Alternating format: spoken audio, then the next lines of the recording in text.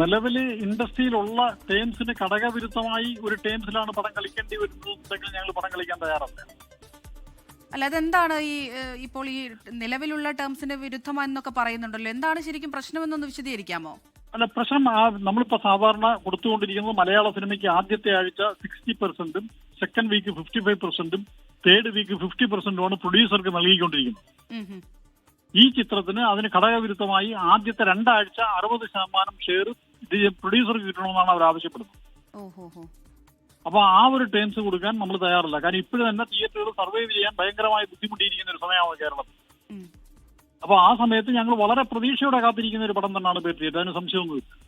അപ്പോൾ അവർ പറയുന്ന രീതിയിൽ തന്നെ വേണമെന്നുള്ള നിർബന്ധമോ മറ്റോ ഈ പ്രൊഡ്യൂസേഴ്സിന്റെ ഭാഗത്തുനിന്ന് ഉണ്ടാവുന്നുണ്ടോ? അല്ല, അവര് അങ്ങനെ നിർബന്ധമാണ് പ്രൊഡ്യൂസർ പറയുന്നത്. ആദ്യത്തെ 2 ആഴ്ച 60% ടേംസ് അദ്ദേഹത്തിന് വേണമെന്നാണ് അദ്ദേഹം ആവശ്യപ്പെടുന്നത്. അല്ല, പ്രൊഡ്യൂസർ എന്ന് പറയുന്ന ആന്റോ ജോസഫ് ഞങ്ങളുടെ ബുദ്ധിമുട്ടുകളെ പറ്റി ശരിക്കും അറിയാവുന്ന ഞങ്ങളുടെ ഒരു അടുത്ത സുഹൃത്തു കൂടിയായ ആന്റോ ജോസഫാണ്.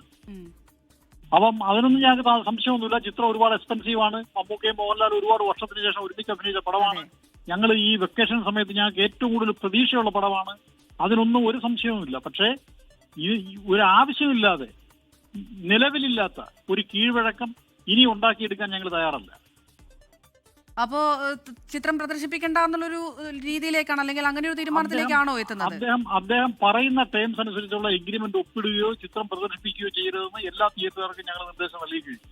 ഓക്കെ, വളരെയധികം നന്ദി ശ്രീ വിജയകുമാർ പ്രതികരിച്ചതിന്. ഏതായാലും പ്രൊഡ്യൂസേഴ്സ് പറയുന്ന ആ കാര്യങ്ങൾ അത് അംഗീകരിക്കാൻ തയ്യാറല്ല എന്നാണ് ഫിയോക്ക് പറയുന്നത്.